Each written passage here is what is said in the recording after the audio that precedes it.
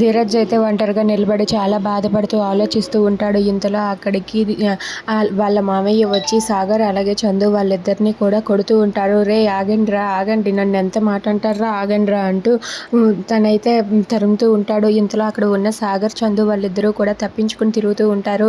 ఇక అలా ధీరజ్ చుట్టూనే తిరుగుతూ ఉంటే ఒక్కసారిగా ధీరజ్ అయితే వాళ్ళ మామయ్యని గట్టిగా పట్టేసుకుంటాడు. ఇక పట్టేసుకోవటంతో అక్కడ ఉన్న చందు సాగర్ వాళ్ళిద్దరూ కూడా వాళ్ళ మామయ్యని ఎగతాళి చేస్తూ మాట్లాడుతూ నవ్వుతూ ఉంటారు. అది చూసి అక్కడ ఉన్న వాళ్ళ మామయ్య అయితే ఆగండిరా ఆగండి, వదులురా చిన్నోడా, నన్ను వదులు, వీళ్ళు నన్ను ఎంత మాట అన్నారో తెలుసా నీకు, వదులురా వదులు అంటూ ఉంటాడు. అలా వాళ్ళ నలుగురు కూడా సరదాగా గడుపుతూ ఉంటారు. ఇక వాళ్ళ మామయ్యని ఎగతాళి చేస్తూ వాళ్ళైతే సరదాగా ఆ టైం స్పెండ్ చేస్తూ ఉంటారు. ఇంతలో రామరాజు ఇదంతా చూస్తాడు.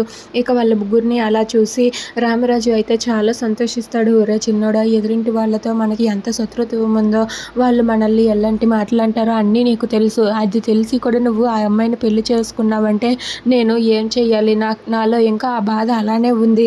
అందుకే నువ్వు ఆ తప్పు చేసినందుకు నేను నిన్ను దూరం పెడుతున్నానే తప్ప నువ్వంటే నాకు చాలా ప్రేమ అని చెప్పి అనుకుంటూ ఉంటాడు. నువ్వు డెలివరీ బాయ్గా పనిచేస్తూ ఉంటే నేను చూసి తట్టుకోలేక మన రైస్ మిల్లో పనిచేయమని చెప్పాను. దాన్ని కూడా నువ్వు కాదన్నావు. ఈ తండ్రి ప్రేమను నువ్వు ఎప్పటికీ అర్థం చేసుకుంటావురా చిన్నోడా అని చెప్పి రామరాజు ధీరజ్ని చూసి అనుకుంటూ ఉంటాడు. ఇక అక్కడైతే వాళ్ళ నలుగురు కూడా అలా గొడవలు పడుతూ ఉంటారు. If you like this video please like, share and subscribe friends. Thanks for watching.